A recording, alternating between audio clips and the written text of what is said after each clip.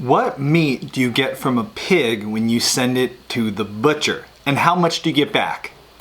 If you send a farm-raised pig to the butcher, what should you expect to get back? And how much meat will you get back? Should a homesteader add geese to their already existing chicken flock, or is that crazy?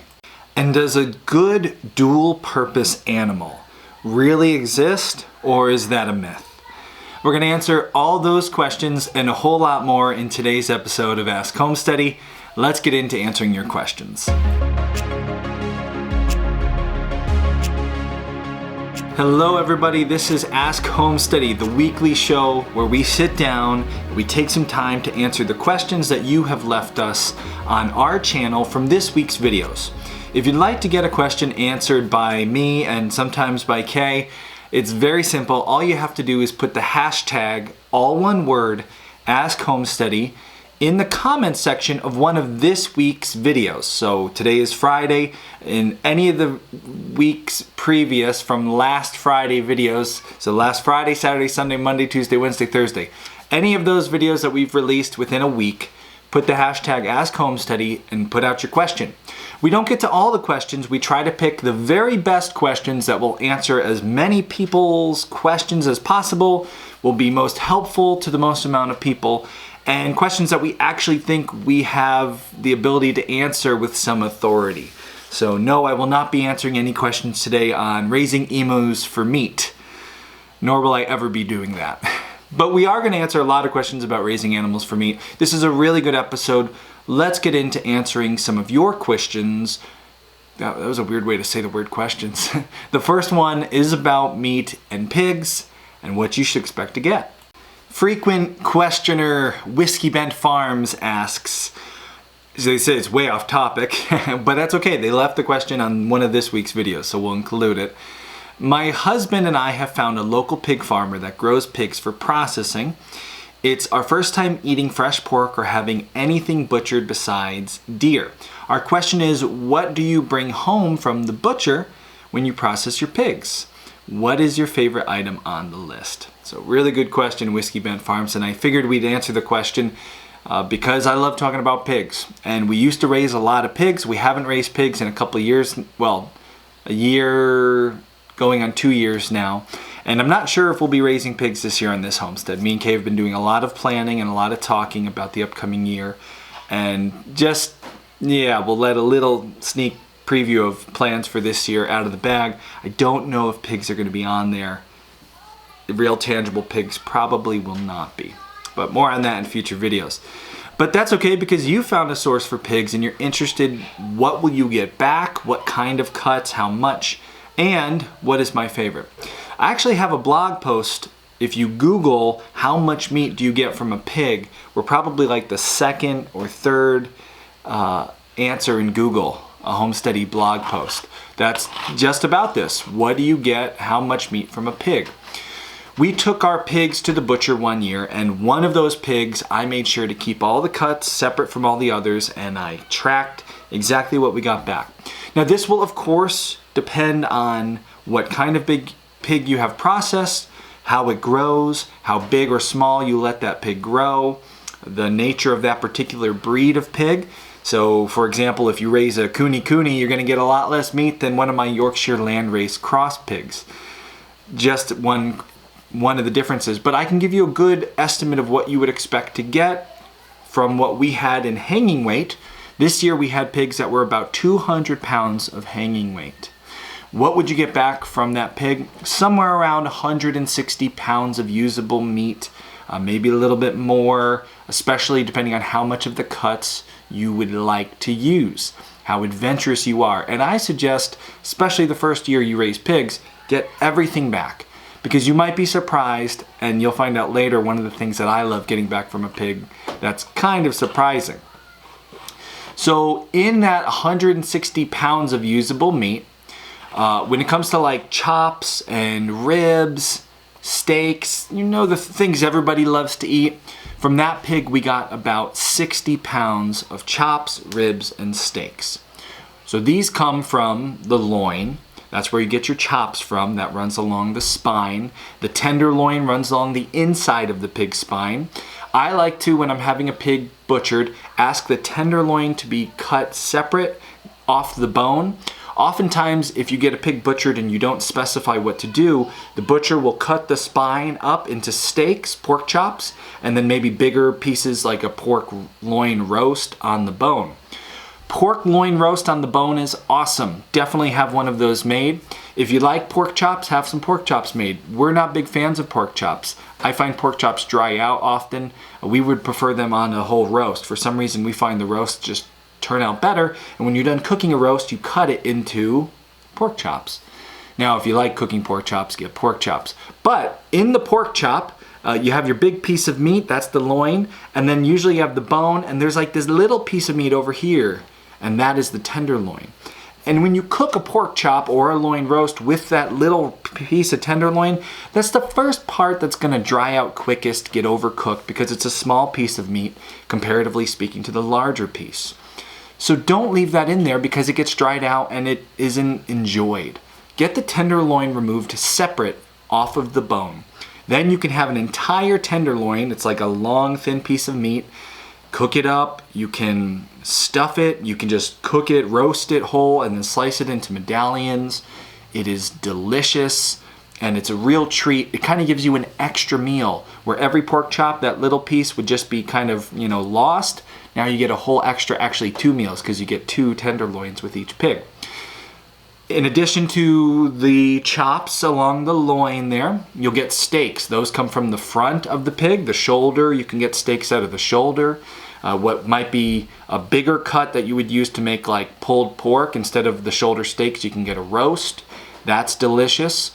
You can also get steaks made from the hindquarters, but we'll talk about the hams in a second.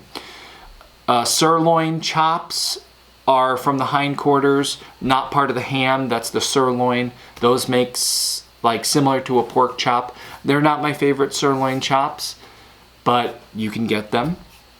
Ribs, you're going to get spare ribs. You can get country ribs. Country ribs are a combination again of that loin and part of the rib. Spare ribs are more the actual ribs themselves. So all in all, depending on how you have it cut, you'll get what we had that year, 26 pounds of loin chops. We had 27 shoulder steaks, 4 sirloin chops, and 4 spare ribs. That's how we had that particular pig butchered. Again, you can turn loin chops into roasts, shoulder steaks into roasts, but those cuts, you're gonna get about 60 pounds. Now let's talk about ham. If you have the 2 hams just turned into 2 giant hams, you get somewhere around 30 pounds off of a 200-pound pig of ham. You can have those whole, you can have them halved. A whole ham is giant, it's like 15 pounds. So it's unlikely you're gonna have many uses for a giant 15-pound ham. Get the ham cut in half, save about a 7-pound ham for when you have family over and you wanna cook a ham, then have the other half turned into steaks. Ham steaks are a really nice way to prepare something different for breakfast. When you inevitably run out of bacon, because sadly, as you're about to find out, there's not that much bacon on a pig, you'll want some kind of pork for breakfast. You'll be out of bacon.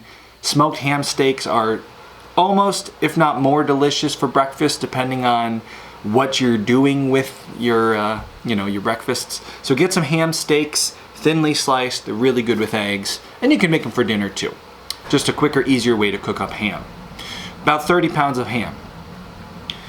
Bacon. Speaking of bacon, you're going to get about 19 or 20 pounds off of a 200-pound pig. But that's not all the bacon you're used to, which comes from the belly. The belly is where the bacon is. That cut of bacon on a pig is probably going to be about 15 pounds for a 200-pound pig. To get a little bit more bonus, higher up your bacon count, make sure to ask your butcher to cut you and get it smoked jowl bacon. Jowl bacon is located in the jowls. Hi, buddy. I'm doing a Q&A. You want to come say hi? Come say hi. Jowl bacon is located in the jowls. It's part of the pig's head, which is a hard cut of meat to use. Oh, you want to show some dinosaurs? Oh, you have animals. I'm talking about pigs right now. Do you want to talk about pigs? What does a pig say? What does a pig say? Well, that was pretty accurate. They don't really say oink. They say like That's pretty good. Can you get your other guy? The jowl bacon is essentially just thin slices of the pig's jowls. It is marbled like bacon is typically marbled, which is why they call it bacon. And when you have it smoked, it cooks up. Yeah, it cooks up just like bacon. The consistency and flavor I find to be a bit chewier, but a bit sweeter. And if you get it really crispy, so it takes away from that chew, I like to render them out really well. It almost becomes quicker like a pork rind. If you render it really well, make sure it's a nice crispy piece. I love jowl bacon. That's one of my favorite cuts, and one of the cuts that people who don't have their own pigs processed usually miss out on. Okay, let's move on to oddments. No, we forgot the sausage. So once your pig is cut, all the steaks are cut, all the bacon, all the special parts, there's gonna be a lot of leftovers that don't make a whole steak. Those get cut up and put into the grinder, and they can be turned into sausage. I like very simple recipe for sausage. The butcher that we used, who you've seen this week in our deer butchering videos, Jason, Tarzia Meat Packing, they're in Connecticut. They would make a really delicious sausage. It had the pork fat with the pork meat blended up. They'd have a little bit of just a couple spices, pepper, sage, your typical sausage spices, and a little bit of sugar, and that was it. It was very clean, very few ingredients, and that was one of our favorite and one of our customers' favorite things they would get back from their pig. So just nice, clean sausage. Our sausage wasn't even smoked. It came not in casing, it was just in a bag, and you'd make patties out of it, cook it for breakfast. Really good. About 25 pounds of trim off of a pig the way we had it cut. So 200-pound hanging weight, 25 pounds of trim. Bacon, we said, was already 4 pounds. Then it's the oddments. So here's where you get kind of creative. There's about 24 pounds in oddments off of your pig. And oddments are some weird stuff, but also some stuff you can use very easily. So let's go through the list. They say a pig is good from the tip of its nose to its, from tail to squeak. I don't remember. You'll Google the saying. Anyway, the point is every part of the pig is delicious. That's pretty true. The tail, that is another one of my favorite parts of the pig. It's hard to cook up just one tail. We were fortunate, we did a bunch of pigs every year, and our customers rarely wanted to get adventurous with things like pigtails. So we would get all the leftover pigtails, and Kay would turn them into like chicken wings. Really good meat.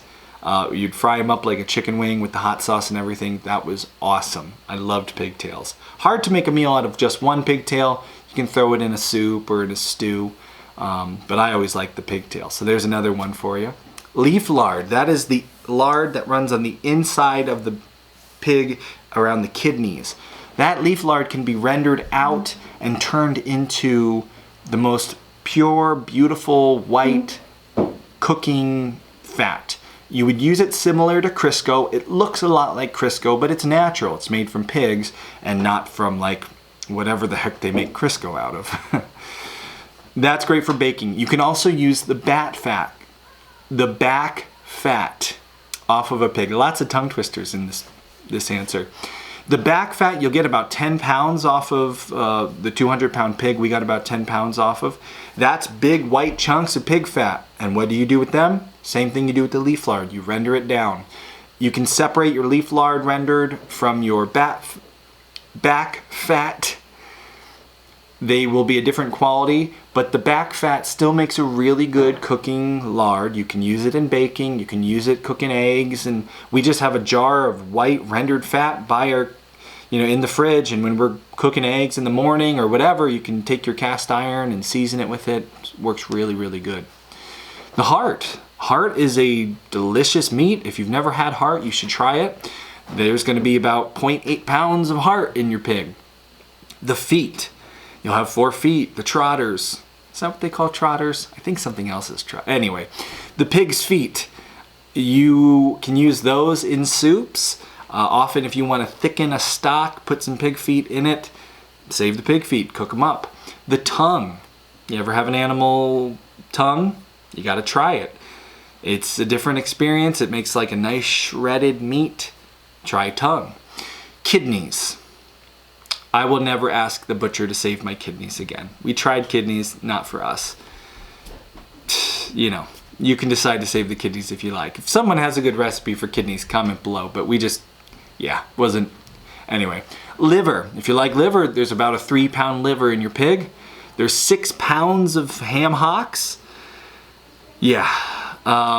Delicious. So all that is going to equal about 160 pounds of usable meat off of a 200-pound hanging weight pig. And what hanging weight is the carcass of the pig with all of the insides, the entrails all removed. They then weigh it, and that's what they base hanging weight off of. So much usable meat on a pig.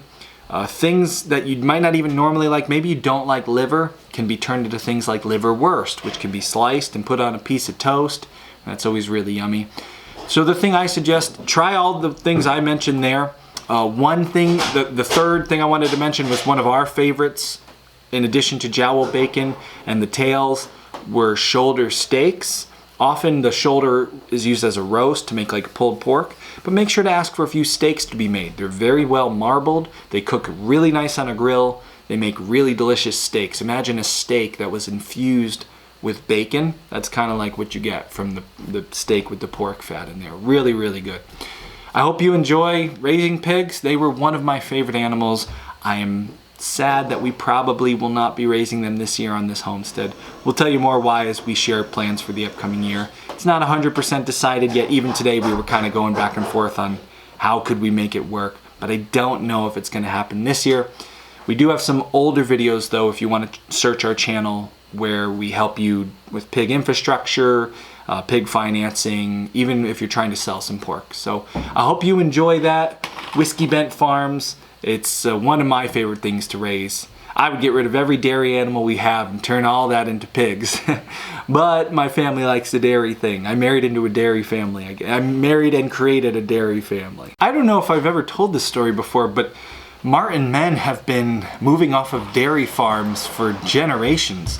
My grandfather, who left the family farm to join the military, did so because he didn't want to he grew up on a dairy farm and he didn't want to be a dairy farmer. I'm sorry everybody, milking cows is just not what we Martin men want to do. Pigs on the other hand, that's another story. But let's move on to the next question. Caleb has 2 good questions. One of them I'm not going to answer because we're going to do a series on this soon. We mentioned this week, talking about how we balance our work and our life and everything. But his second question was, what are your favorite books or audio resources that have positively impacted your homesteading? So Caleb, I'm going to answer that question today, and stay tuned for kind of like a work-life balance video. 2 things for you to check out, Caleb. I got a book and I got an audio resource for those of you who like to listen to, podcasts. That's what I'm going to share, a podcast and then a book. So first though, I'm going to sneeze. Ooh, all right, sneeze over. I edited the sneeze out. My favorite homesteading book, I read this book way back when we were first starting our homestead journey on our, what at the time was new 10-acre farm in Connecticut. The book is called Homesteading in the 21st Century by George Nash and Jane Waterman. I actually heard about that on a podcast. I heard this couple interviewed and they just sounded like nice people. I liked the way their descriptions of homesteading sounded, so I decided to read their book. And it was a great homesteading book. They wrote it together. They're a couple. They wrote the book together. And from their experience, they shared some of their past experience homesteading in different places and the wisdom that they had kind of, taken away out of the years of homesteading.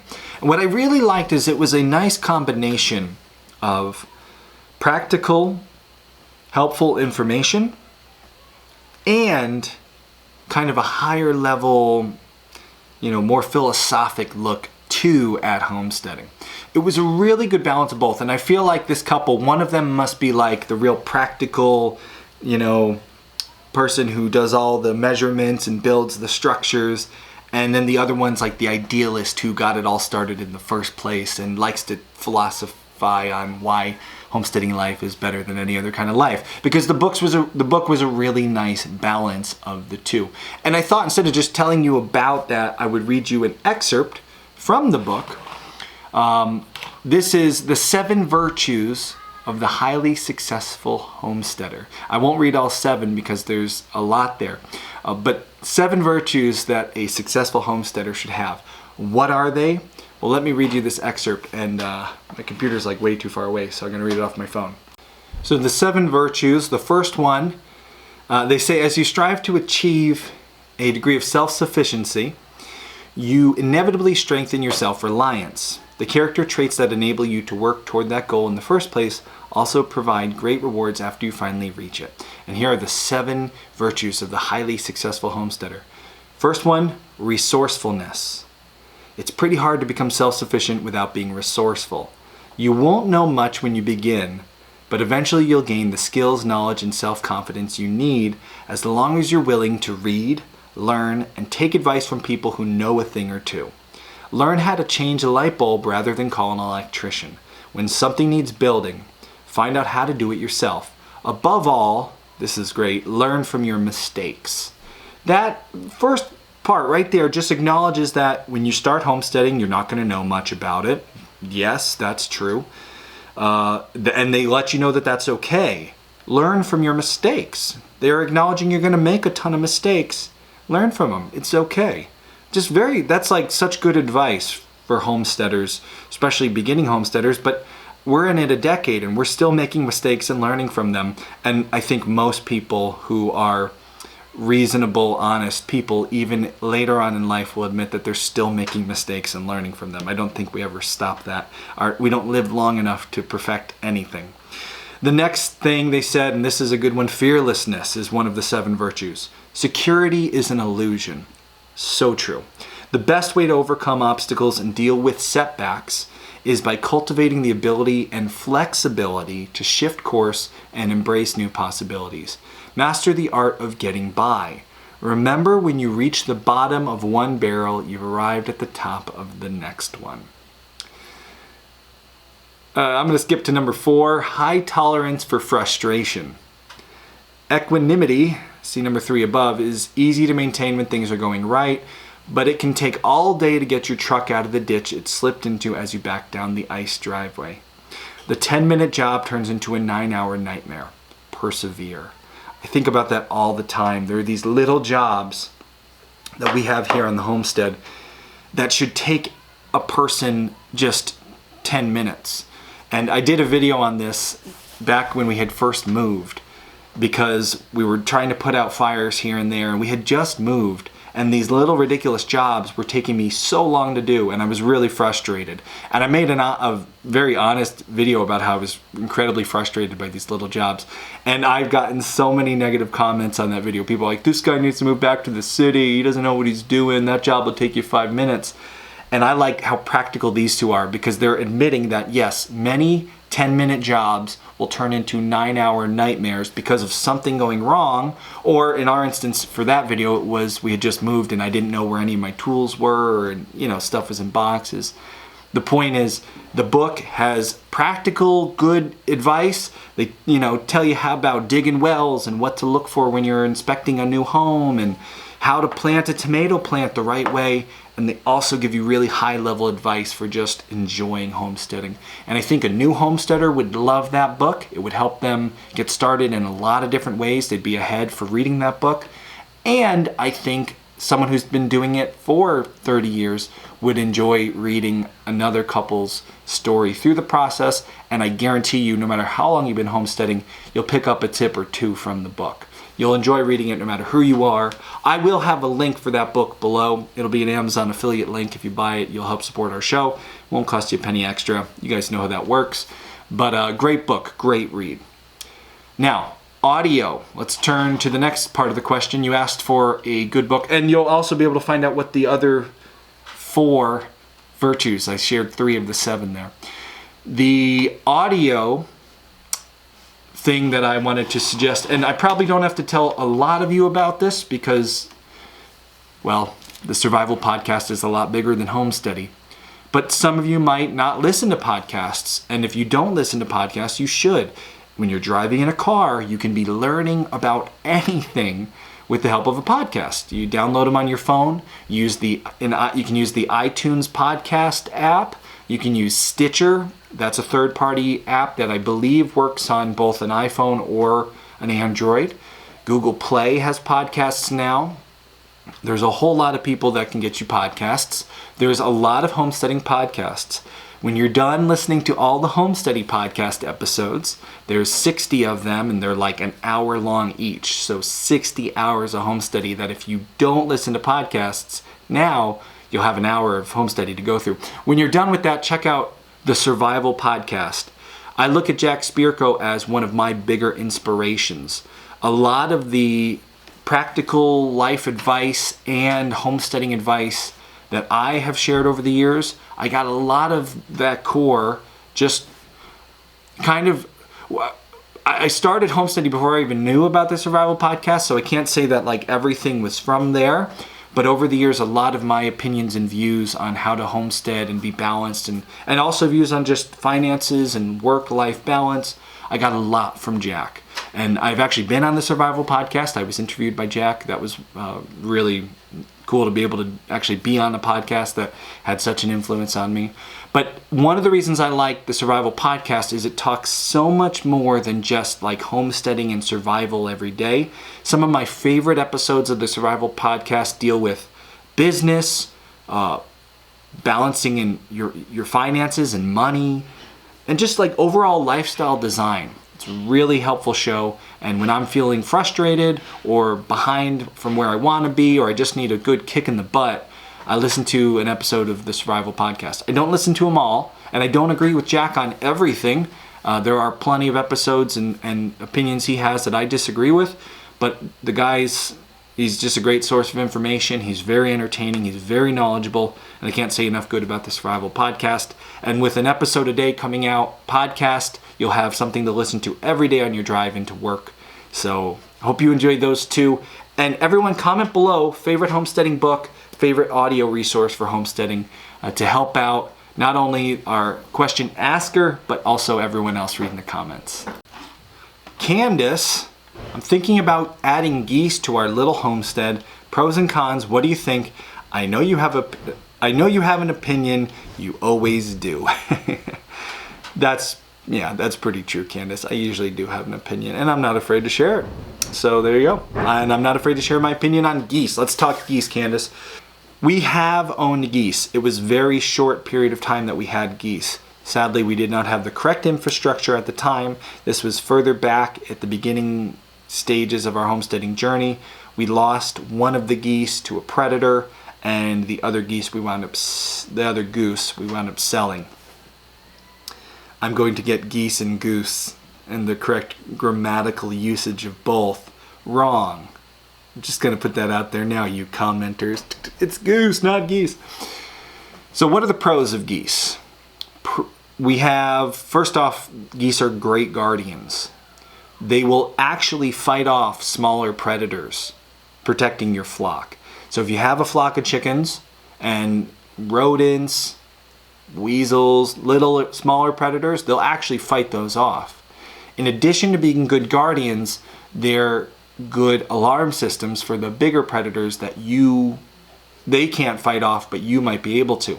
So a goose is going to notice a hawk before you will. A goose is going to notice a coyote, a dog, and they will let you know. You will hear that goose warning the alarm, honk. So if you're having predation problems and you want another feature to your homestead that will help you ward off some of the predators, you probably can never stop 100% of predation, but you can definitely lower the amount that you have to deal with the help of a goose's guardian and alarm abilities. If you're going to have just an alarm guardian goose, if that's the only reason you want to add a goose to the mix and you want to have it for that purpose, I did read you might want to have just one, because it will imprint on the flock and kind of take it more seriously. If there's a whole group of geese, it might be separate from the chicken flock. So it's something to consider depending on why you want to have the goose, what benefits you want. If you're raising meat birds, you could add a goose to the mix each year, have your guardian of your meat birds, and at the end of the year when all the meat birds go into the freezer, you can put the goose in the freezer too, because you know we can eat goose, that's delicious. They also will lay eggs seasonally. So if you want to keep your goose around and enjoy some goose eggs throughout the springtime, they are seasonal layers. They're not going to lay eggs all year. They're larger eggs, but just like duck eggs or any other turkey eggs, they're edible. You can use them in recipes and baking. You can make omelets from them. They are a lot larger, so you'll have to adapt how you use them within that recipe, but you'll get eggs from them. So there's another pro. Other things you'll read that geese are used for, that you may be able to use yours for. One that you'll read a lot about is weed control. Now this is always funny because this is where people like to write stuff to make their blog post look good and add to a video to make their list look bigger. But it might not necessarily actually be a pro in your case. You will read they are good at weed control and that people actually have used them in weed control. And the reason why is gooses are selective foragers. They like younger spring shoots. So if you have a garden or even a farm that's growing, beets, and there's a lot of thick, stout beet greens, but then there's all this new grassy growth coming up, Timothy or, Bermuda grass, whatever, the goose will selectively go through the beets, picking at all the new shoots. So in theory, that could work. But if you have a garden that has a lot of succession planting and you're removing crops and then adding lettuces to that and that sort of thing, you might find the goose just winds up damaging and eating whatever you've planted. So it could work for you. More realistically, it might not. So that's the way I feel often when people say like chickens or ducks or geese are good for weeding.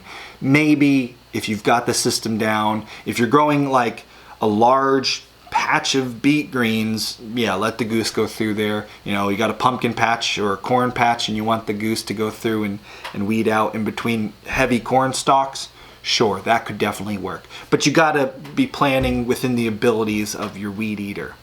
It's not like a cure-all. Otherwise, every large-scale agricultural, farm going organic would have a flock of geese to take care of the weeds and they wouldn't have to worry about weeds anymore. So that is a pro if it actually works for you. And then another pro is you can feed them very similar to chickens. They forage very well. When it comes to feed, younger geese will need a higher protein, like a game bird protein, more of like a 20%. Some chick growers are 20% protein. So make sure to get them the higher protein when they're younger. And then depending on the use, you can cut back the protein levels on the geese or goose feed.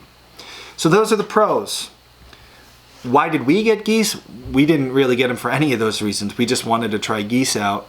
We did know about the guardian element, and one got killed by a predator, so wasn't that good of a guardian. Although one could argue like he sacrificed himself for the flock. So good on that goose. He was a good guardian till the end when he died, and then we lost other animals too. So you got to be reasonable. It was probably a raccoon, and foul at nighttime with raccoons and things doesn't turn out well.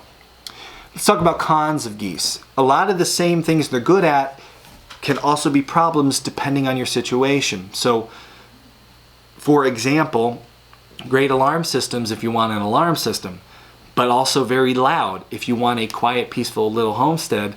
I like quiet animals on my homestead. Noise bothers me. Guineas, I have them because of the ticks, but boy, that loud noise they make drives me nuts. Loud goats, I can't stand loud goats. Fortunately, our girls have tamed it back, unless they're in heat or something, but for the most part, our girls are quieter. We've had some goats in the past that were screamers. Geese are going to be loud. So you'll have the alarm system, but you're going to have the noise. Might not work if you have a little homestead near neighbors or that sort of thing, or if you want peace and quiet, that won't work either. In addition, guardian geese might be aggressive towards people. If you got kids, you can handle it, but if you have a lot of visitors, family, maybe you got nieces and nephews that come to the farm a lot and they're young and little and you like to get them out on your homestead, the geese might look at your nieces and nephews as a threat And then you'd be in a similar situation as we were when we had that turkey running around chasing our kids. So it might be, you know, goose in the freezer after all. Poop. Geese are notorious for making huge piles of nasty, slimy poop. If you have you called it a little homestead, Candace, so I don't know how little, I don't know how small of a space we're working, but if it's a small confined area, they might be too nasty. The poop gets everywhere. It is nasty. You want to have more space, or at least be really on top of cleaning. And don't put too much, because they do need more space than like a chicken does. So that's another thing. You will need more space per goose compared to your chicken flock. So something to consider. The one other thing with all new animals, anytime you take a group of animals like a group of chickens and then you add a new animal to the mix, you're not just adding a new animal, you're adding new infrastructure, you're complicating your systems. You might think, hey, a geese is just like a chicken, or a goose is just like a chicken. I'll get there. But they're not, they're bigger. And so you'll need to give your chickens a place to escape the goose. So you'll need to have some kind of infrastructure where maybe they can mingle together, but if the goose gets mad at a particular chicken, that chicken can run into a coop that's only chicken size, which means now you'll have to have more infrastructure. Complicating your systems, a fence that might work for your chickens might not work for your geese. Geese have that really long neck. They can strangle themselves in things like poultry netting, whereas maybe a chicken wouldn't have that problem. So you just got to consider, it's not just adding a larger chicken to the mix, it's adding a whole new animal with a whole new set of needs, and it will complicate things. So that's always a con to adding new animals. We have a lot of animals back there, so I'm not telling you not to do it because it complicates things. Just know that it will complicate things. It's not another chicken, it's a goose. Or it's geese. And let us know what you do, Candace. If you get geese, tell us, and if you don't, tell us. And anyone who has them or has owned them, comment below what your experience has been with geese. This was a interesting question. It has to do more with vlogging. Chelsea asks, any advice for filming in public? I'm looking to start a channel of my own, and I'm really nervous about any rules or social etiquette for that. Do we need to ask permission? Is it awkward? Do people say things to you, especially inside stores? And comment from Alan Castle. He says, if you're worried about it and you're worried about asking, you're on the right track. He has a brother that blogs, and he says it's good to be open with people. So I thought I would chime in because I've been at YouTube full time for a year, but I mean, we've been making content for 4 or 5 years now from Homesteady's been doing, and we've been doing videos over that time. So first, when thinking, Chelsea, you specifically are thinking about starting your own YouTube channel. So that's exciting.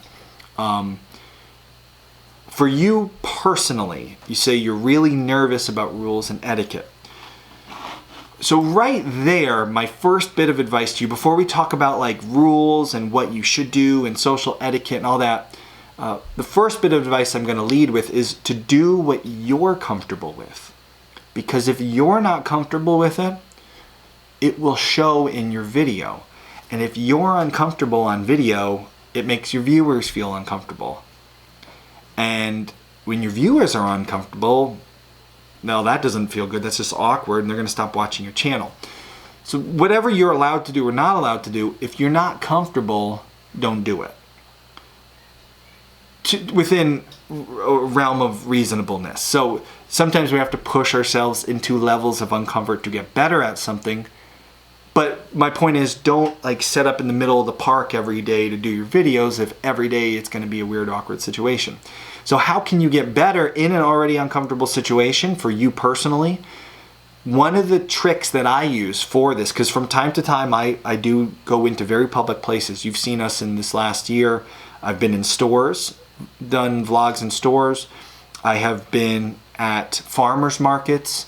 I've been walking around kind of outside in towns, putting my camera down on the street. So there are times where I'm around other people. What do? Oftentimes I will use a less conspicuous camera, microphone, etc. to capture those moments. So if I know ahead of time, like today we're going on a road trip and I want to capture, like in the video you're commenting is the road trip video where we wanted to go and, you know, pick up the goat. I might ahead of time know I'm going to be on a road trip. I'm going to walk into the gas station and buy stuff. I'm going to, you know, be at a public rest stop. I might plan, okay, for those shots, instead of taking this, you know, giant vlogging camera and a microphone and headphones and, you know, whatever else, my tripod, instead of like, hey, we're at Sheets now, I'm gonna plan on using a lot more sneaky gear. And we all have a very sneaky video camera on us all the time in the form of an iPhone. So I might say to myself, well, most of my video is gonna be on my, you know, nice DSLR, but for that quick moment where I walk into Sheets and I'm kind of vlogging, maybe I just do like the selfie thing with the phone, and I put it on video mode, and I just kind of, you know, do one of these, like walking up to pay at the register, and I'm like, okay, here's my stuff, and here's my thing, and then I can like stop that tape, switch it around, and just be like, and it's way less conspicuous than having like a big camera in my hand, and I'll feel better about that while still capturing some of the story. Another good tool for that is a GoPro. A GoPro can fit in your palm, and I've at times just had a GoPro in my hand and just kind of like, you know, stood there and capture a little bit like this, flip it around. Recently, excuse me, recently I had to video something very, like, secretly. I'm not even going to get into why, but I'll just leave it at that. You've seen the footage. It wasn't like top secret, you know, super, you know, I wasn't like in a government building or something where it was top secret.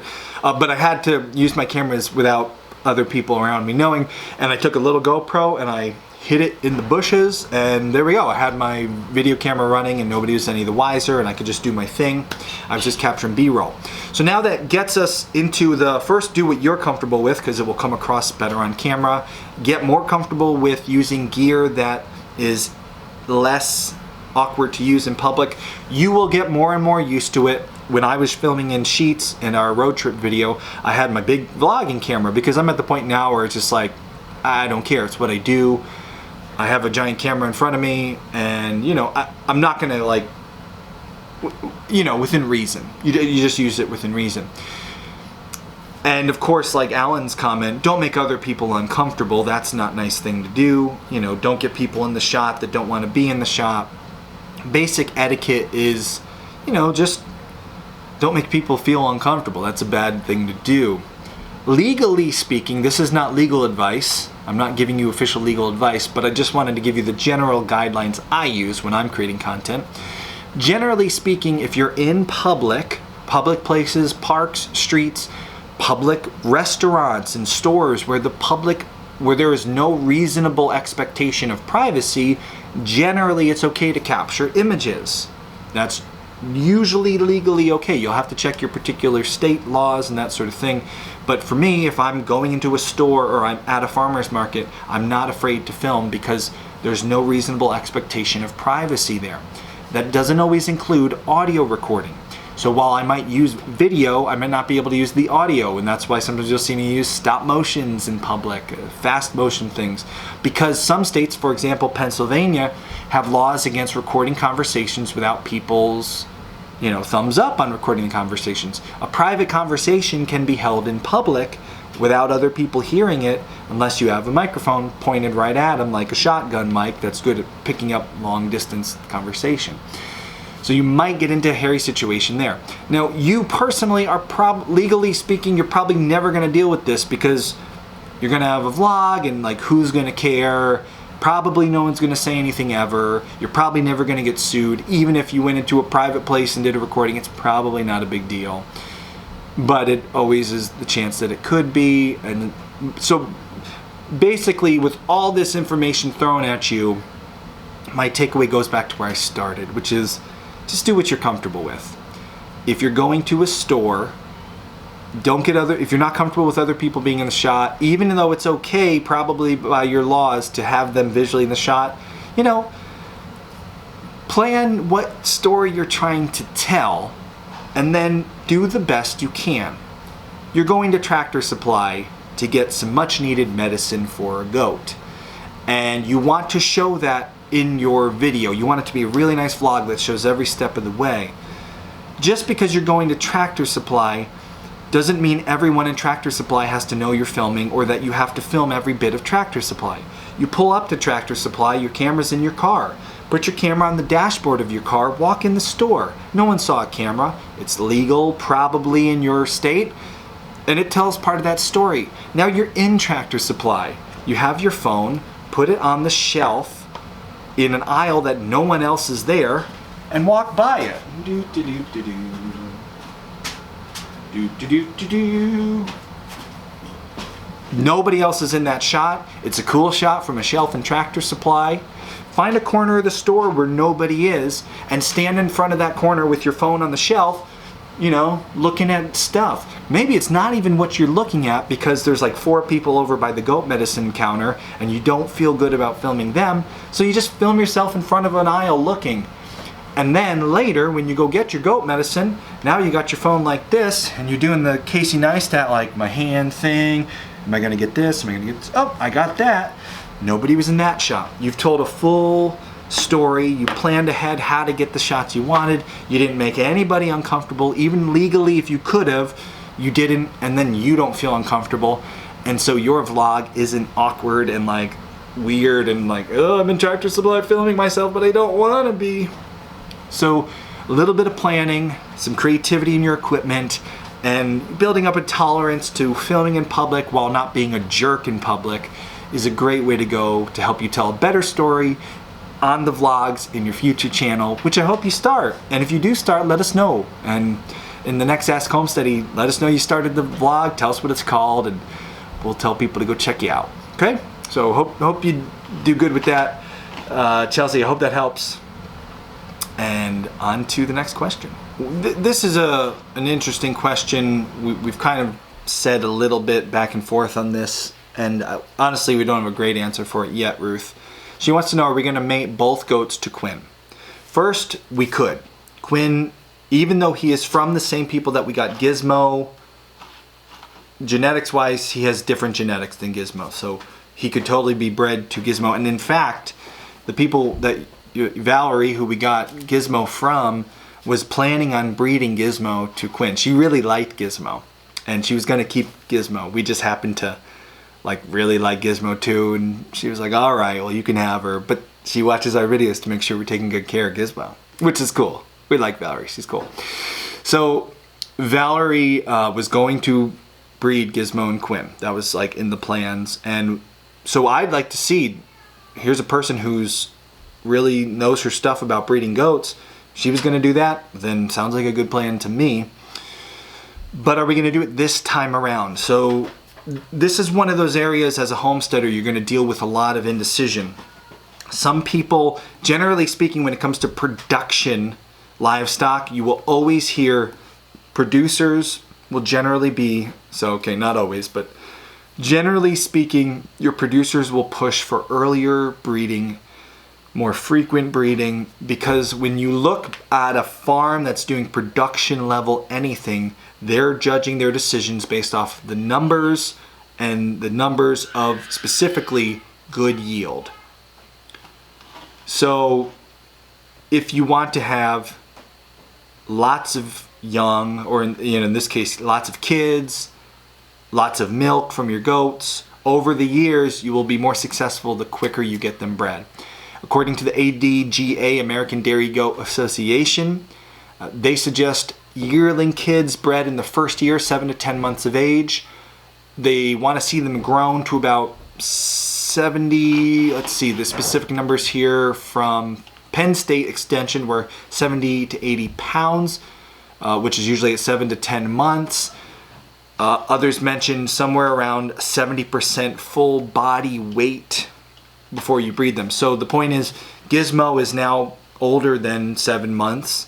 So 7 or 8 months, she has grown to well, I actually don't know what her weight is. So before we'd have her bred, we'd have to get her weighed and see what we expect her to be. But we probably could, in the next month or two, breed Gizmo to Quinn.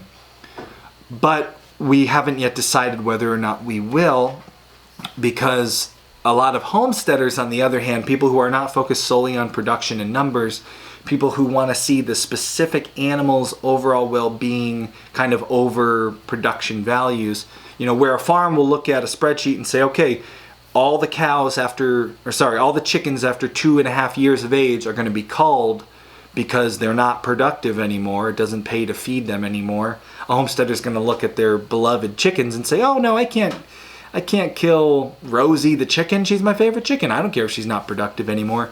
So there's that balance that you have to have as a homesteader, where you think about production, but you also think about your beloved animals. What is best for Gizmo? Is the production, you know, got to get the most kids out of her before she slows down her production as an old doe? You know, that's not as important, but I would like to breed Gizmo to Quinn while he's here. So in our past video this week, I said we probably wouldn't, because he would not be here long enough.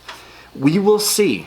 Depending on how long he's here, we may or may not breed them. We'll weigh her, get an idea if she's at that weight that she should be, and then if we feel it's a close enough match, I would like those two to be bred. Now, if that doesn't happen, there's still a chance of breeding Quinn's genetics to Gizmo. Lacey is not related to Gizmo in any way. Different genetics. So we can take, if Lacey were to have a buck, he could breed Gizmo. But at that point, it would be a lot older, and we probably would already at that point have wanted Gizmo to be bred. They do say you want them to be bred before they get too old, because then that can slow down their production too.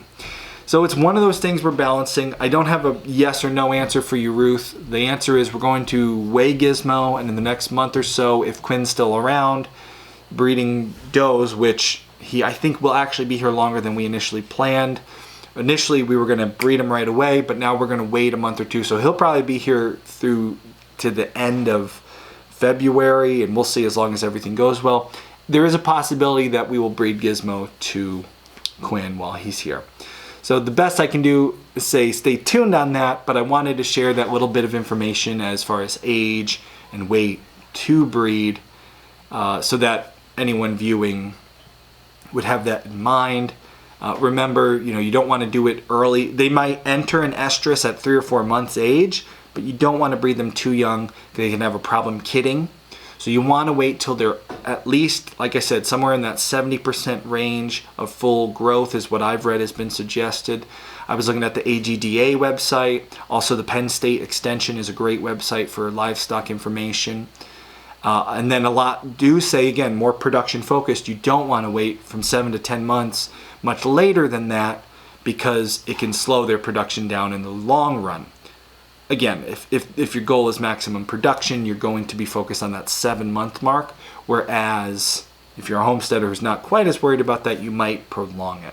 So there's some things to balance, and we will find out in the next month or two. We'll weigh Gizmo, get a good idea of where she's at and where she should be when bred, and then perhaps we will have Quinn and Gizmo bred after all. So stay tuned on that one.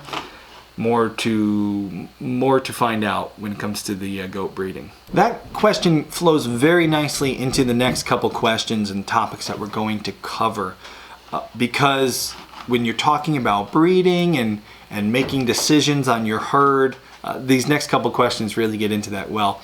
Alexandra Fletcher, she says, I remember you saying you aren't a fan of dual purpose breeds because they are generally bad at both jobs they are known for. Is that different with goats? And what other animals would you consider a good dual purpose breed? So, Alexandra, you're right. I have many times on this channel said that I'm not a big fan of dual purpose animals. And generally, I do not suggest you buy livestock with the dual purpose in mind. Now, let me explain why I said that, and then we'll talk a bit more about your question. So first off, what is a dual purpose animal? You might be thinking an animal that produces milk and meat. Sure, that's a dual purpose animal. Or an animal that produces meat and eggs. That's a dual purpose animal. Really, a dual purpose animal is an animal that you have for more than one purpose. It's dual purpose. You think about my dog Bones. He's like a quad purpose animal. I want a companion animal. He's a companion animal. I want a tracking dog. He has the ability to be a tracking dog. I want a flushing Labrador and a retriever. I want to have a dog present to keep predators away. I mean, technically, if you wanted to, you could eat Bones. There's another purpose. I don't want to eat Bones, so I'm not going to count him as a 5-purpose animal. We'll stick to just the quad purpose.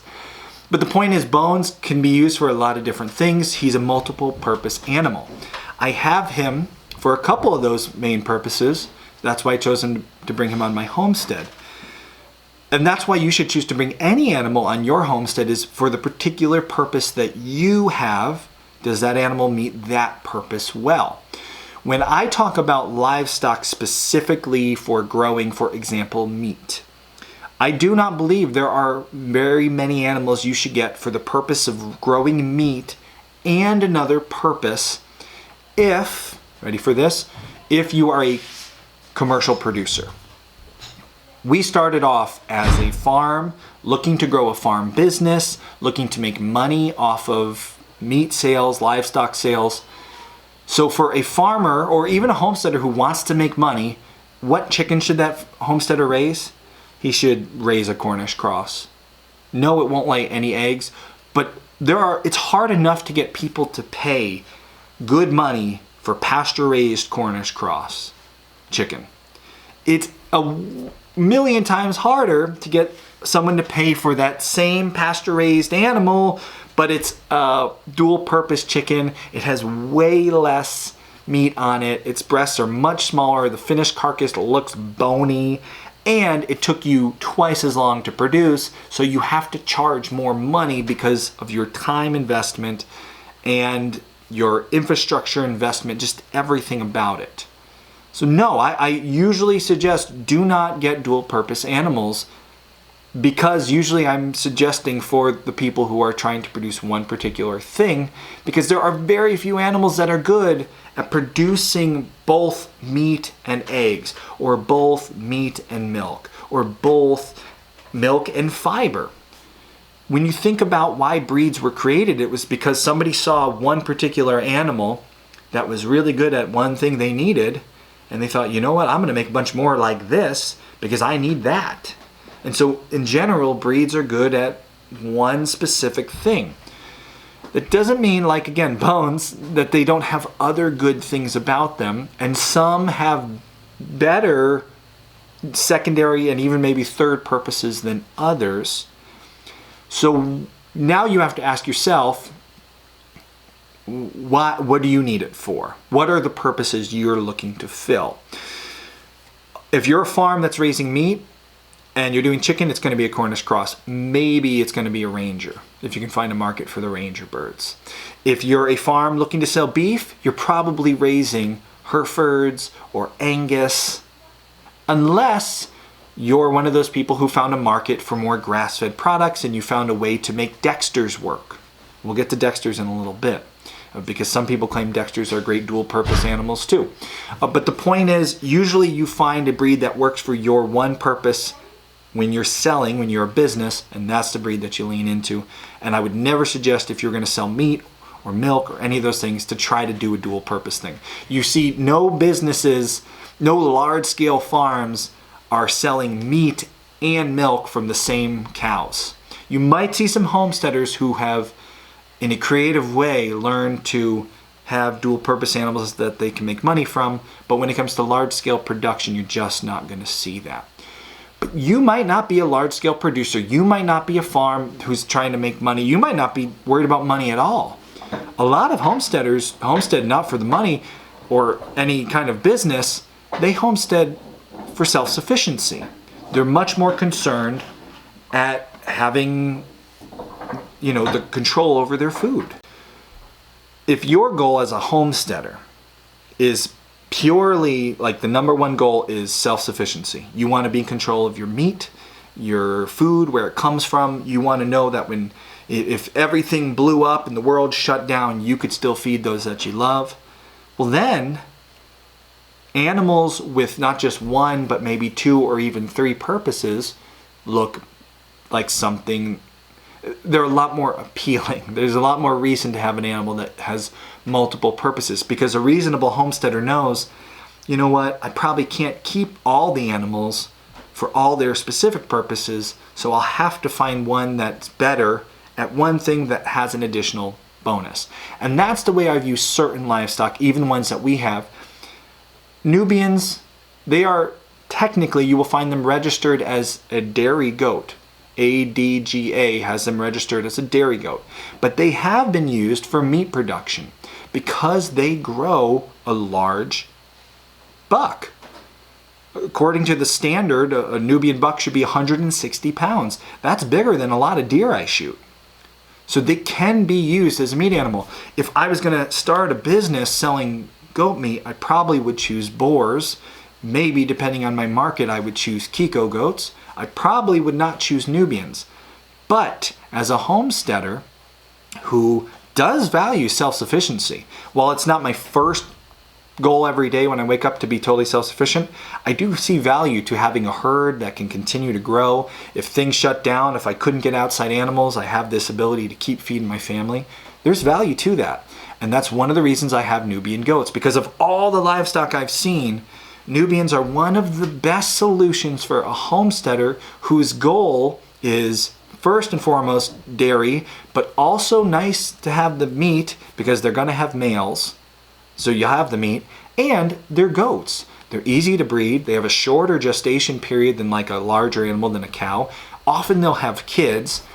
If times got tough, and you know, I talked recently in a Q&A that I'm not worried about, like, we're not homesteading to prepare for the end of the world, but things could happen where financially there could be, you know, shut down financially, you know, things could get really tight. You know, if you want to go crazy and talk about like maybe there's a grid down situation or there's a pandemic or there's something really scary and big, even just a big storm that were to blow through and knock out power and roads for a month or 2 at a time, to have a buck and some does right here on the property here, who in 5 months time could turn 2 does and 1 buck could turn into 4 more does on top of those 2 does. So now you have 6 does and a buck. I know you might have some bucks in the mix, but then you could eat those guys and breed again. And you see the point. You could quickly have a large group of weed eating. I mean, these are animals that turn weeds into milk and meat. So yeah, for self-sufficiency, sustainability, Nubians are a really good option. If you're looking for animals with more than one purpose, dual purpose, a Nubian goat that can yield a lot of milk, give you some nice meat off the males, turn weeds into food, and do that over and over in a 5-month gestation period, they're kind of like a really good sweet spot for homesteaders who are looking for that sufficient self-sufficiency. So that's, yeah, we have Nubians. Are they good dual purpose? They're one of the best dual purpose. They actually, you will find them being used as a meat goat. They're never going to beat a boar. You know, Cornish crosses are the best meat chicken right now. The Rangers are not beating them. They're not better than them. Dual purpose chicken though, like maybe a Sussex, while not beating a Cornish cross at meat production, does have more than one purpose. And that's where, as a homesteader, if we're looking for something to fill 2 dual purpose or even more purposes, we can start to select livestock. Maybe not the best producers in the one field, but recognizing we can't have all the livestock. Let's talk about cows, right? You've heard me from time to time talk about how I would love to have some meat cows. But I recognize our limitations right now in our infrastructure. We just don't have the fencing, the water, the feed chains to support lots of cows. We have 2 right now dairy cows, and if we successfully breed the 2 of them, we will then have 4 dairy cows. And that's a lot for us in our setup right now. So although I would like to have some beef out there, right now I realize we're not ready for that. So if I want to still have my own beef source on this property, I could look to Jerseys as a dual purpose. They're a dairy cow all the way. They do not grow Jerseys. You will never see a farm raising Jerseys for meat. But if you have a male, if you have if your cow has a calf and it's a bull calf, you can turn him into a steer. And people say I've never had it, but people tell me all the time, Jersey beef is delicious. It's not going to grow like an Angus or a Hereford, but I'm a homesteader. I can settle for the secondary purpose, that dual purpose. It could be less, because one Jersey bull is still going to, or a Jersey steer is still going to feed my family a lot of meat. You could change that a little bit. You could get yourself a Jersey cross, have a Jersey Angus cross cow, and then every year, excuse me, you breed her to an Angus. She's in milk. She's a Jersey Angus cross, so you're getting milk. You won't get as much as a purebred Jersey, but you'll get some milk from her.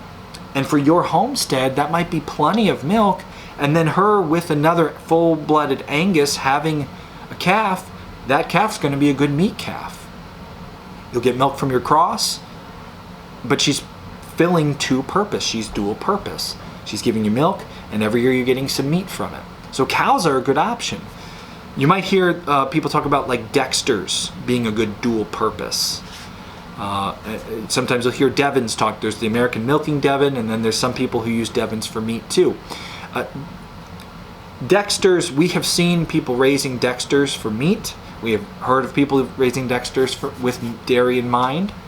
The Dexters that we have seen were good meat animals, could be milked, but you wouldn't get a lot of milk out of them. So again, what purpose are you filling? Do you need a lot of milk, or is it just like a secondary thing? Well, then go with Dexters. If you want to raise beef for a business, don't go with Dexters. They take 3 years to yield like 200 pounds of beef. I can do that with a pig in 6 months. That pig is a single purpose to raise 200 pounds of meat, but it does it in 6 months. I would never suggest you go and get a Dexter for the sake of meat, because it's a dual purpose. You see what I mean? Dual purposes do both things less well, badly, compared to the single purpose, like, a Yorkshire Landrace cross pig. That thing's just made to grow meat, and it does a great job of growing meat, but I ain't gonna milk that pig. So the takeaway is, what are the purpose you are looking to fill? Can you find a livestock that will satisfy your needs, the purposes you need to fill? So my suggestion, if you're looking for the ultimate dual purpose animal, I've not found a better homesteader one than Nubian goats. I think they're a great dual purpose choice.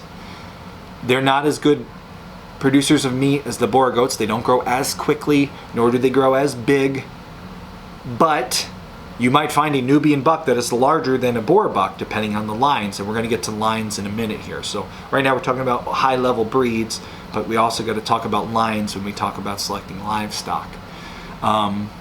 So yes, homesteaders can have a good reason to get a dual-purposed animal, and you can find one that suits your needs. The ones I suggest, if you're looking for dual purpose, milk meat, a Nubian is a great choice. Or look at getting creative with some cows, whether it's a cross cow that you then breed back to a meat breed. So each year you can have a steer to put in the freezer. Chicken wise, right now we're raising the Sussex chickens because they're large, they grow quicker, bigger than, for example, the Araucana or Americanas that are growing right next to them right now. You look at the two, it's like night and day in size. And the Sussex will lay eggs. Chickens are another area where if you want a dual purpose, you will never find a meat chicken, a dual purpose that grows like a Cornish. You'll never find a dual purpose that lays like a Leghorn. But you can find something that satisfies your needs just for your family. Maybe you can't take it to market and sell it, but if that's not your goal, then you can find a dual purpose chicken. Right now our Sussex are filling that niche for us. I haven't seen one completely dressed yet, so I'll have to see that before I can give my thumbs up or thumbs down on the Sussex. But we have a freezer full right now of all the egg-laying chickens that were out there. They're bony little things. They don't have a ton of meat on them, but they gave us eggs. And now we're filling chicken pot pies and chicken and dumplings and making chicken stock. And so they're filling more than one purpose. They gave us eggs, and now we're eating meat from them.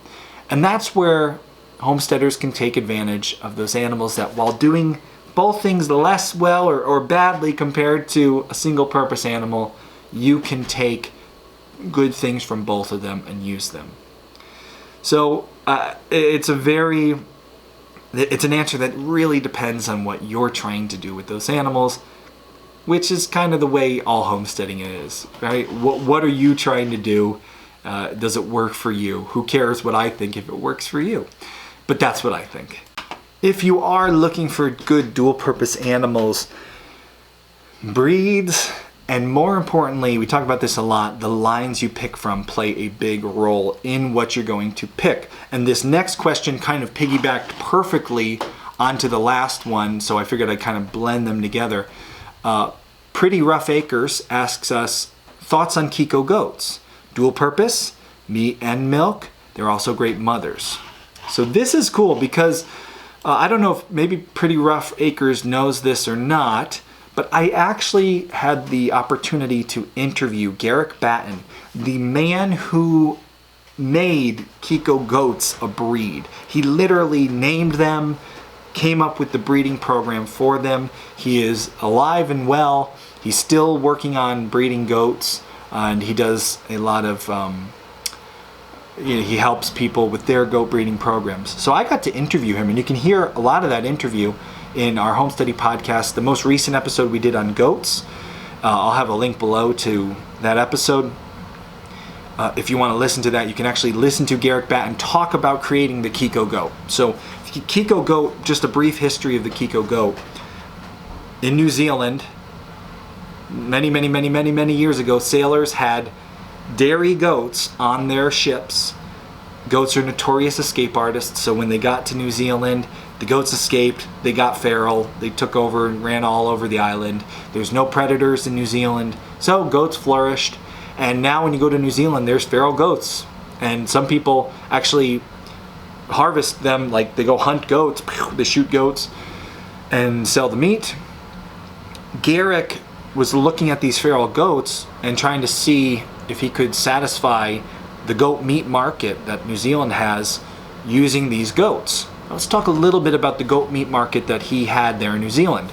New Zealand agriculture is huge in New Zealand because for most months out of the year, they have the sun shining and green grass. If you have pasture 11 months out of the year, you can make a lot of meat and potatoes, and you can sell that meat and potatoes. And so for years and years and years, New Zealand's one of the primary exports has been agriculture, food. They have been in food production. When it comes to goat food production, their number one export for goat, it wasn't steaks cut up and pieces of goat, you weren't getting goat loin or anything. It was just market goats. They took the young of the year, they got them to a certain weight, we'll call it 60 pounds. I don't remember what it was. You can listen to the podcast, he talks about it.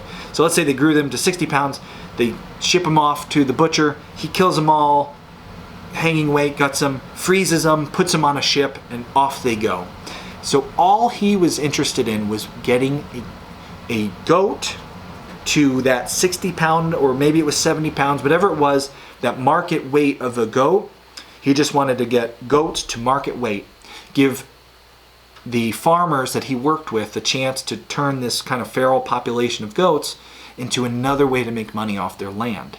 They weren't worried about the body, the way the body grew, how big the muscles were. If you talk to certain breeders, especially guys like pig breeders, they'll bring in some Berkshire to get better developed hams on that pig because they want a bigger ham, and they want a longer pig for an extra, pork chop. Every inch you get lengthwise, you can get another pork chop out of that pig.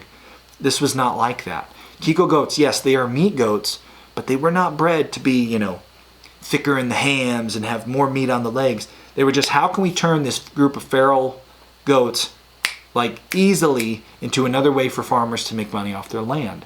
And so they developed the breed with the goal of first and foremost being very minimal management.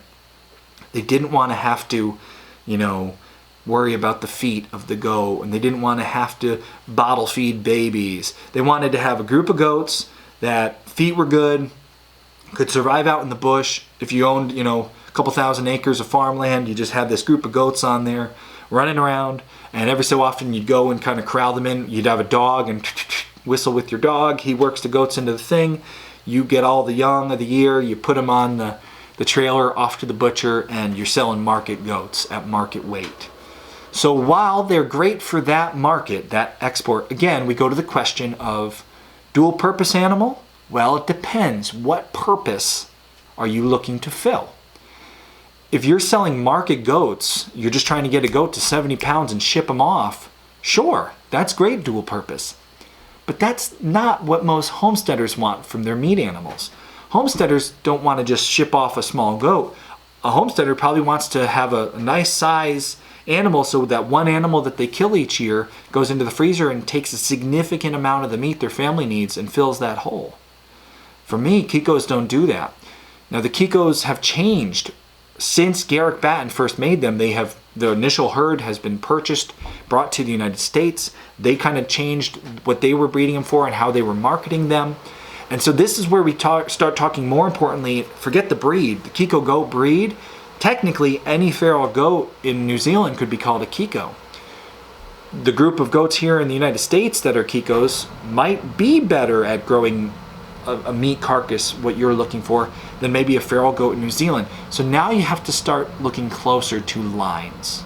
And that's where you look at registered animals who for years there's paperwork on who you can see this is the mother and this is the grandmother, this is the sire, this is the dam, and this is how big they were, and this is how much milk they produced. Are Kikos good for milk? How much milk do you want? If my wife, I know I don't milk, but if Kay is gonna take time out of her day to go and milk an animal, get the animal in the stall, milk it out, get it back, come upstairs, filter the milk, clean all the supplies she used for the next day. If you're going to every day dedicate an hour of your life to dairy, trust me, you're not going to be happy with the amount of milk you get from a Kiko goat. That's why we got out of doing Nigerian dwarfs, because the milk was good, but I got this much from one goat. A quart like this much. Not a full quart. You'd take a quart glass and it'd be like this. So you have to say, what purpose are you looking to fill? Do you really like drinking milk? Well then no, don't get a Kiko. Because if the purpose you're looking to fill is like feeding my family its milk, you're not going to find a Kiko line that produces that much milk. You're much better off looking first at the breed of like a dairy goat like a Nubian or a Saanen, but then saying, well, I want milk for my family to drink. I want the quality of milk that my family likes to drink. Saanens don't have a high butter fat. Nubians have a high butter fat. Okay, now look at the line. Find a good registered line, because I could show you a Nubian goat that gives you this much milk. I had a Saanen goat. Saanens, you'll read in the book about goats, the handbook you can buy on goats. The name is slipping right now. But anyway, I had a handbook about goats, and Saanens give so much milk. You'll get a gallon a day from your Saanen. I had a Saanen goat that gave that much. My Nigerian dwarf actually gave more milk than that Saanen goat. She was from a bad line. She was not a well-bred animal. They didn't pay attention. She wasn't registered. There was no information. She was just a bad quality animal. So don't just look for the breed, look for the line. Look for the data to back that up and see this particular line has been bred. These animals have been, here's this side of her. This is her sire's line. This is her dam's line. Here they go. Her dam over here gave a gallon a day. The sire's dam gave a gallon a day, gallon a day, gallon a day. Oh boy. We don't know for sure because this is an animal and things happen and crazy stuff happens with genetics, but based off of 5 generations on either side of a gallon a day, I'd probably imagine this goat's going to give a lot of milk. How big was her sire? How big was her dam? They were both large, and their sire and dam was large. Well, probably it's going to be a larger animal. There's no 100% with breeding, you know, there's no like we're going to breed this and this and no, we're going to get that. Genetics are, you know, there's always a little bit of that, like what if, this could happen, 9 out of 10 kind of thing.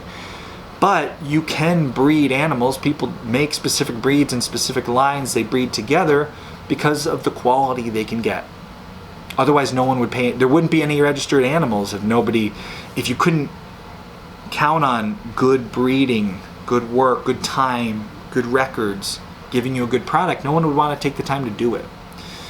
So no, I don't think, back to the question, Pretty Rough Acres, I don't think you should get Kiko goats for dual purpose. If you want to have a very easy meat goat, they're not going to give you as good, well, I guess you got to look harder at your line, because the ones that Garrick Batten, the guy who made the Kiko goats, he did not breed them to do what like the boar goat does. But they are easier management than the boar goats, because all I've ever heard about boar goats is you have to stick needles in them until the day that you process them. They have a lot of problems keeping up on their health. Now maybe you've had a good line of boar goats. Maybe someone's going to come up below and say, I love boar goats. They always work good for me. Maybe you found some good genetics, a good line. So if your goal is to have some, you know, excess meat on your property with very minimum management, and they're going to eat a bunch of weeds and turn it into something you're going to grind up and turn into sausage anyway, well then yeah, maybe Kikos are a good choice for you, especially if you can find someone locally who has a line that you see puts out a nice sized buck and milking wise maybe gives a little more than the average Kiko goat in milk. Then that might be perfect, and it might serve dual purpose. One of those purposes could be weed control. On my interview with Dan Arms from the Arms Family Homestead, he wanted a bunch of weed eaters who would turn into meat. That's dual purpose. 2 purposes for one animal. And so he's a Kiko goats guy, and he loves his Kiko goats. I don't know that I've ever seen him milk one. I'll have to ask Dan if he's ever milked a Kiko, see what he gets, and see what if he likes the quality of the milk. So again, when it comes to your livestock, ask yourself, what are the purposes you're trying to fill? Start off with the breeds that are known to produce for those purposes, and then even more importantly than the whole breed itself, look at specific lines, look at records, find animals that you have a good history on that can show you with you know, pretty far certainty, you know what, if everything goes according to plan, this is probably going to yield what I want. And understand that with homesteading, even when you do all that, you still wind up, you know, with a free martin that disappoints you from time to time. All right, that was a really good discussion on breeding and genetics and livestock. I really enjoyed that one. So thank you for those good questions. As you can see, we have changed the format of Ask Homesteady. Less questions, but more in-depth answers. And part of what allows me to do that, less questions, I can take more time to really prepare a good answer, make sure, you know, I have the most up-to-date information I can find, and I try to put out the most up-to-date information with the most up-to-date sources that I can rely on. You might disagree with things I've said, no doubt you do. So comment below if you have some other sources to share with us, some more up-to-date information on genetics or breeding. You know, I do my best. We make decisions off this homestead with the best knowledge we can find, but there's always everyday new stuff coming out, and I'd love to hear what you found on your homesteads, what's been working for you. If you think Kiko goat milk is the best milk out there and I'm an idiot for not having milk Kikos, well, I'm sure you'll let us know in the comments below. And if you want to have a question answered on Ask Homesteady, it's very simple. Put the hashtag Ask Homesteady with a question in any one of next week's videos, including this one. So starting today and all the videos, the 4 that come out after this, until the next Ask Homesteady, just leave a question in one of those videos, hashtag it Ask Homesteady, and maybe we'll get to that question. We try to get to the best of the best questions that will help the most people. So if we didn't get your question, I'm sorry. Doesn't mean it was a bad one, it just didn't make the cut this week. And if you like what we do, if you like the fact that we take time out of our week every week to answer your questions, address the audience, we really do care about you. We want to help you all in your homesteads whatever way we can, whether that's just amusing you, entertaining you, inspiring you, or, you know, helping you find information you've been looking for. If you want to make sure we keep doing it, you can support us in 2 ways.